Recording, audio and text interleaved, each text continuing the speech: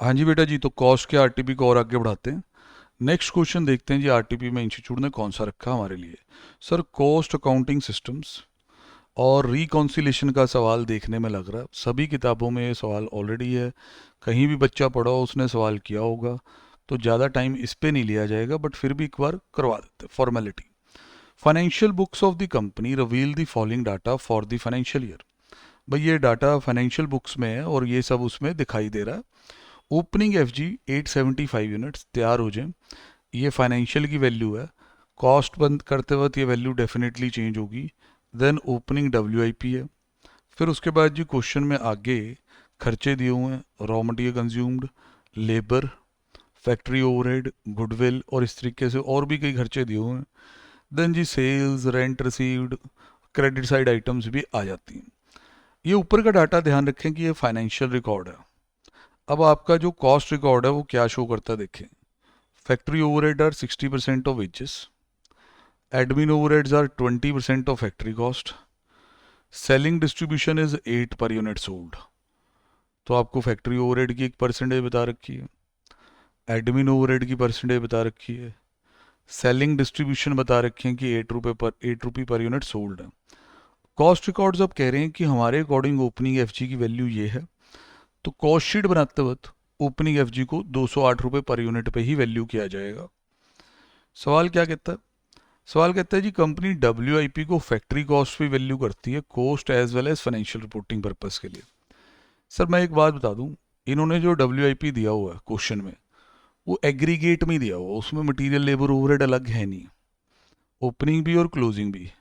तो अगर ये बात ना भी लिखी जाती तब भी हम मान के चलते कि financial accounting as well as cost दोनों के लिए डब्ल्यू की वैल्यू सेम ही है। अब वो आपको कहता है prepare a statement for the year ended showing profit as per financial, profit as per costing. कहता है जी आप मेरे को इस साल का प्रॉफिट एज पर फाइनेंशियल भी बता दो, प्रॉफिट एज पर कॉस्ट भी बता दो। ठीक है भाई साहब बता देते हैं आपको, बस आप मौका दो। प्रॉफिट एज पर फाइनेंशियल तो 1 मिनट का काम है। जो ये रिकॉर्ड सारा दिया हुआ है वो फाइनेंशियल का रिकॉर्ड है, तो उसको अगर आप थोड़ा सा भी एफर्ट करना जानते हैं तो आपका प्रॉफिट आया पड़ा। ये देखो, statement of profit as per financial. इसमें यार रफ ही होता है, कोई ट्रेडिंग पी एंड एल अलग नहीं बनते, ना ही कोई कंपनी एक्ट वाले फॉर्मेट फॉलो होते हैं। क्रेडिट साइड आइटम सब क्रेडिट कर दी जाती हैं, डेबिट साइड आइटम सब यहाँ दिखा दी जाती हैं। फिर चाहे वो कुछ भी हो, चाहे डिविडेंड भी हो, अप्रोप्रिएशन जैसी एंट्रियाँ भी यहाँ दिखा दी जाती हैं।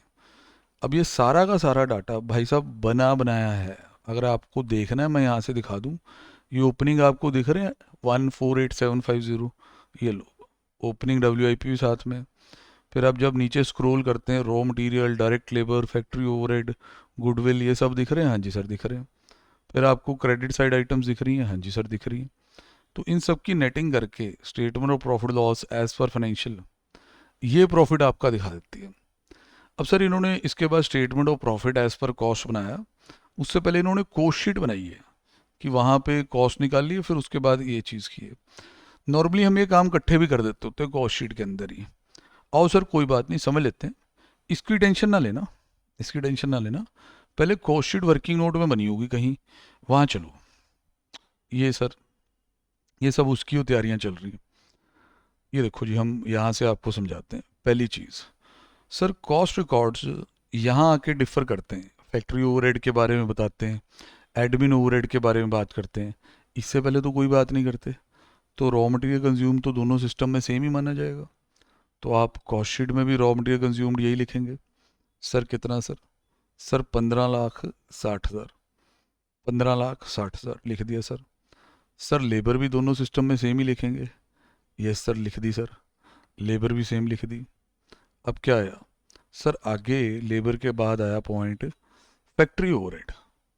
कॉस्ट रिकॉर्ड्स को आप फॉलो करें, फाइनेंशियल ने कितना भी फैक्ट्री ओवरहेड डालो उसकी तरफ बिल्कुल ना देखें कि कॉस्टिंग में अब्जॉर्प्शन हो रही है, फाइनेंशियल में एक्चुअल जा रहे हैं। तो कॉस्टिंग क्या कहती है? 60% ऑफ वेजेस। तो ये आ गया जी 60% ऑफ वेजेस, ये वाली वेजेस पे 60%, ये आप अच्छे से चेक कर सकते हैं। तो ये आपकी आ गई जी ग्रॉस फैक्ट्री कॉस्ट। इसमें ओपनिंग क्लोजिंग डब्ल्यू की एडजस्टमेंट, सर उसके बारे में बताया गया था कि वो सेम ही है। तो फाइनेंस में से ओपनिंग देखा 64, क्लोजिंग देखा 77,334, ओपनिंग क्लोजिंग माइनस, ये आ गई जी factory cost of completed goods. हाँ जी सर, अब आपका आया एडमिन। सर एडमिन यहाँ 20% ऑफ फैक्ट्री कॉस्ट है। अब जब बेस उसका फैक्ट्री कॉस्ट है फिर उसे प्रोडक्टिव एक्सपेंस ही माना जाता है, तो इसलिए इसे प्रोडक्टिव ही मानना, कुछ और ना मान लेना। तो यहाँ 20% जुड़ा, इससे ये कॉस्ट ऑफ प्रोडक्शन तक भाई साहब इन्होंने यहाँ बना लिया। अगर हम इसे अपने अकॉर्डिंग करते, जैसे हमें आदत होती है जी पूरा ही यहाँ बन जाए, तो भाई उसके लिए, एक मिनट जरा, तो उसके लिए क्या होता है कि हम इसे मानते हैं कि भाई ये सीओपी है। सीओपी के बाद हम लोग ऐड करते ओपनिंग एफजी। बोलो भी ध्यान दे रहे हो, ओपनिंग एफजी बेसिकली आपने यहाँ ऐड करना था। ओपनिंग एफजी के लिए आप फिर पूरा इस तरीके से चलते, लाइक ये देखिए सर, सीओपी आया, ऐड ओपनिंग एफजी। इसके लिए आप जाते इंफॉर्मेशन में, वहाँ आप देखते कि ओपनिंग एफजी 875 यूनिट है। उसके आगे जड़ी उसकी वैल्यू लिखी है वो फाइनेंशियल बुक्स के अकॉर्डिंग है, ये तो आप नहीं लिखते। फिर आपको गाइडेंस दी गई थी कि कॉस्ट रिकॉर्ड्स में ओपनिंग एफजी की वैल्यू 208 रुपये पर यूनिट है। तो भाई 875 यूनिट्स इंटू 208, ये लो, ये ओपनिंग एफजी ऐसे आता। माइनस करने की बारी आती क्लोजिंग एफजी की। सर क्लोजिंग एफजी के जो यूनिट्स हैं, देखिए आराम से देखिए बारीकी से, 375 यूनिट्स हैं। अब ये इनकी वैल्यू फाइनेंशियल वाली है, और एफजी के मामले में इंफॉर्मेशन ऑलरेडी ये बात कर चुकी है कि उसकी वैल्यू कॉस्ट में अलग है। चाहे आप ये करके देख लें, 875 इंटू 208 जब आप करते हैं तो वैल्यू आती है 182। फाइनेंस में ये वैल्यू डिफरेंट लिखी होगी, डेफिनेटली हम देख देते हैं आपको sir, 148750। Now the point is you have to value the closing FG as per the cost, मतलब आपको कॉस्ट रिकॉर्ड के अकॉर्डिंग क्लोजिंग एफजी की वैल्यू निकालनी है। हाँ जी सर, ये पॉइंट तो हम समझ गए। सर कैसे निकाल लेंगे? सर पहले चैप्टर से करते आ रहे हैं हमारी क्लासेस में। तो सर अगर स्टॉक को वैल्यू करना हो उसके लिए सीओपी पर यूनिट चाहिए होती है।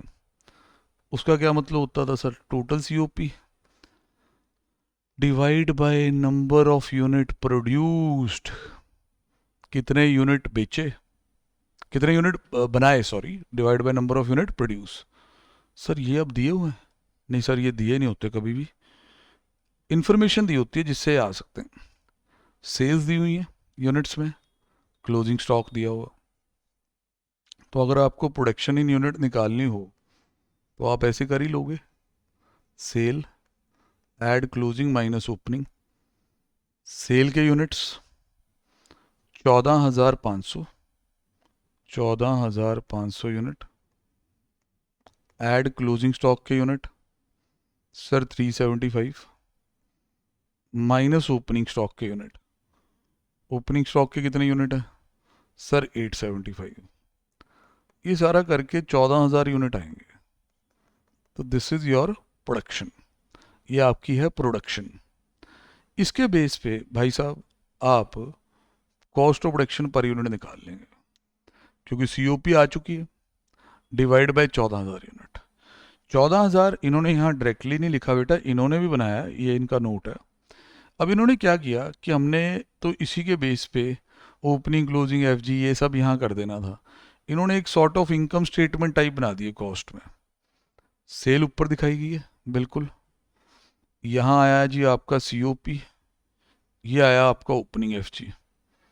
ओपनिंग एफजी और सीओपी ऐड हो गए हैं, इसे कहते थे cost of goods available for sale. इसमें क्लोजिंग एफजी माइनस हो गया, इसे कहते हैं कॉस्ट ऑफ गुड्स सोल्ड। ये है जी आपका कॉस्ट ऑफ गुड्स सोल्ड। इसमें सर सेलिंग डिस्ट्रीब्यूशन ओवरहेड जोड़ दो, सेलिंग डिस्ट्रीब्यूशन ओवरहेड जोड़ दो। अब बच्चे कहते हैं सर वो कहाँ से आएंगे?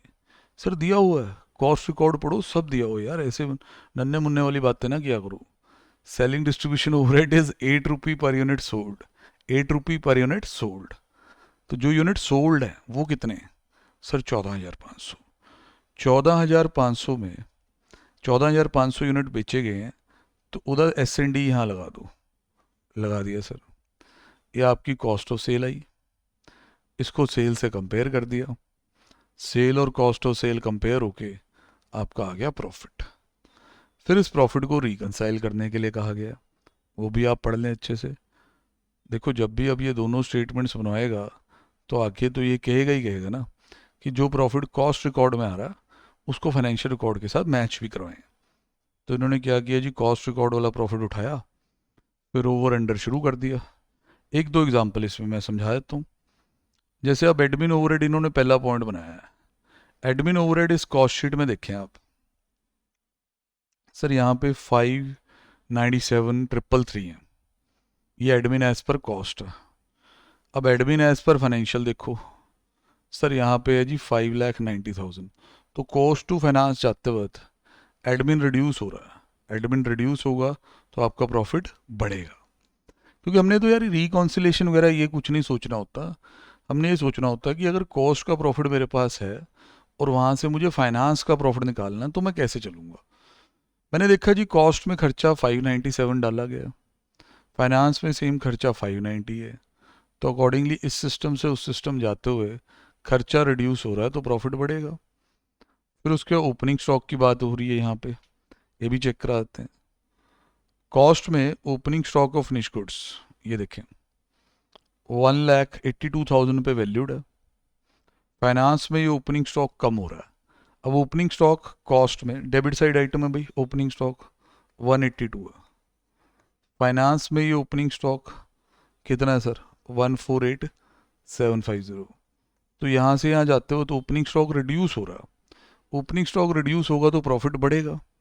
इस तरीके से सर मैं अब आपका ज़्यादा टाइम नहीं लेना चाहता क्योंकि ये सारी चीज़ें बच्चों को आती होती हैं। फिर वन साइड आइटम आ रही है, इंटरेस्ट रेंट ऐसी इनकम कॉस्ट में होती ही नहीं, तो बाकी की और चीज़ें करके इसको आप प्रॉपरली रिकंसाइल कर सकते हैं। अब जैसे थोड़ा लाइट ही क्वेश्चन था और अगला क्वेश्चन भी थोड़ा लाइट ही दिखाई दे रहा है तो हम उसको भी यहाँ कवर कर लेते हैं इसी वीडियो में। बैच कॉस्टिंग, ये बैच कॉस्टिंग में ज़्यादा कोई प्रॉब्लम नहीं है, आपको कॉस्ट शीट बनानी आती हो और थोड़ा सा कुछ ये ध्यान रखना होता है कि बैच स्पेसिफिक अगर खर्चा होगा तो उसको ध्यान से देखना। ये तो खैर बहुत फ्लैट क्वेश्चन है।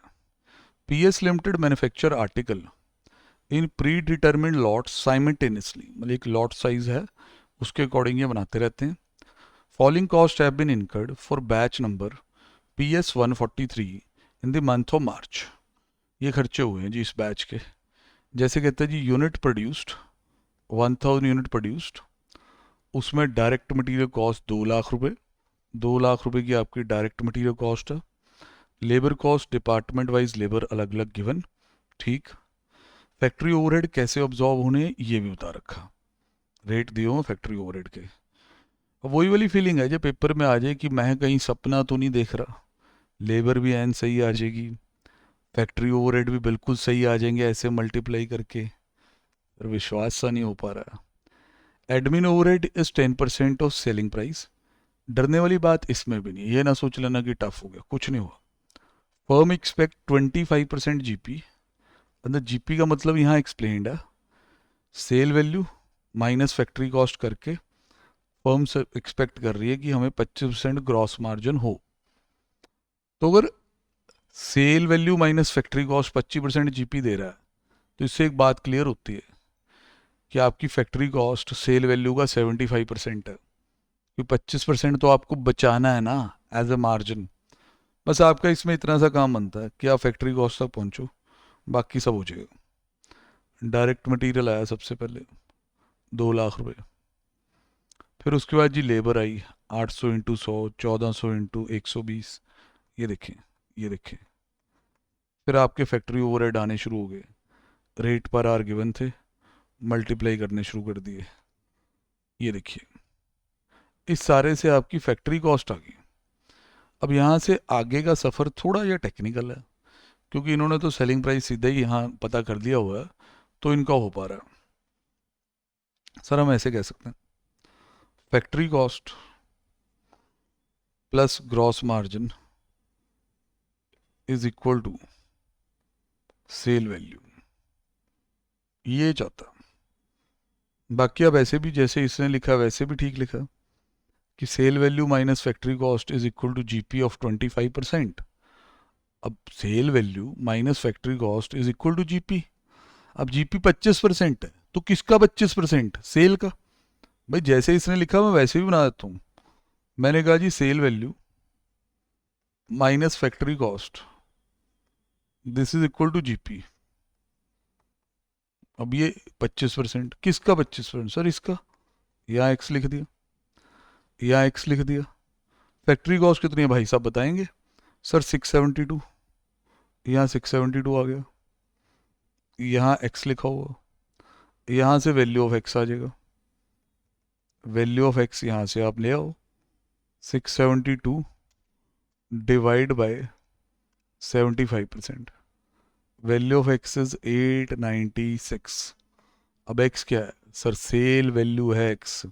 एक्स क्या है सर? सेल वैल्यू है एक्स। तो अगर एक्स 896 आ गया जो कि सेल वैल्यू है, अब देख तेरा काम कितना आसान हो गया। एडमिन ओवरहेड था 10%, लो जी 10% ये आ गया। कॉस्ट ऑफ प्रोडक्शन आ गई आपकी। सर अब ध्यान ये रखना कि आपने जो जीपी लगाया था, ध्यान से ये सुनना ध्यान से, आपने ये कहा था कि सेल वैल्यू और फैक्ट्री कॉस्ट में जो गैप है वो जीपी है और दैट थिंग इज 25%। पर आपका अब एक्चुअल में जो नेट मार्जिन रहेगा ना वो इतना नहीं रहेगा। जैसे मैं लिख के समझाता हूँ, ये है फैक्ट्री कॉस्ट, फैक्ट्री कॉस्ट 672, ये नीचे है कहीं सेल वैल्यू 896, यहाँ पे खर्चा और डाल रहे हो। वह तो आप सारे बहुत इंटेलिजेंट बच्चे हो सर, ऐसी बातें बताते हो थोड़ा एम ही लगता बच्चा कि सर पता ही है ये तो। अब एडमिन ओवरहेड आप डाल रहे हो 10% ऑफ 896। जब आपने ये इतना लिख दिया ना, अब आपका प्रॉफिट 25% नहीं रहेगा, प्रॉफिट आप पे ही रिड्यूस हो जाएगा। तो आप इसको बैलेंस फिगर में भी ला सकते हैं, नॉलेज वाली बात भी करेंगे। पहले तो मैं बैलेंस फिगर में दिखा दूं, ये चीज़ होगी। नाउ कंपेयर दिस विद 896, आपका प्रॉफिट रह गया इतना। देखो 25% ग्रॉस मार्जिन था of sale, admin 10% of sale है, तो ये मार्जिन कितने परसेंट है? 15%। क्योंकि 25 में से 10, 25 of sale is GP, 10% of sale admin ले गया, तो नेट कितना बचा? 15। चेक करके देख ले। इंस्टीट्यूट इस तरीके से समझा रहा है, कह रहा बेटा देखो ये आपकी एडमिन आ गई, ठीक है जी बिल्कुल आ गई जी। फिर उसके बाद आपने यहाँ पे ये चीज़ लिख दी है। अब ये कॉम्प्लिकेट तो नहीं लग रहा किसी को? 672 divide by 75, it will get you the same number, मतलब कि उसी नंबर पे आ जाओगे जो सेल वैल्यू थी। फिर उसका आपको करना होगा जी 15%, उसका आपको करना होगा 15%। या आप बैलेंस फिगर में भी निकाल सकते हैं। अब बच्चे कह रहे होंगे सर एडमिन ओवरहेड के बारे में कोई जम्पशन या कहानी। सर कहानी यही है कि इन्होंने प्रोडक्टिव ही माना है जिस हिसाब से यहाँ दिखाया गया। बाकी इस क्वेश्चन में कोई स्टॉक वैल्यू नहीं होने तो ज़्यादा फर्क नहीं पड़ेगा, बट जिस तरह उसे दिखाया गया है सीओपी का हिस्सा, तो उससे दिख तो सब जाता है, छुपता किसी से कुछ नहीं है। देन सेल वैल्यू आ गई, सेल वैल्यू के बाद इसे सेलिंग प्राइस पर यूनिट भी कर दिया गया और काफ़ी कैलकुलेशन भी इसके लिए आपको दी गई। तो again this can be done, इसको भी यहीं क्लोज करते हैं। ये दो क्वेश्चन आप देखें, फिर अगले पार्ट में अगले क्वेश्चन मिलेंगे। ओके जी बेटा।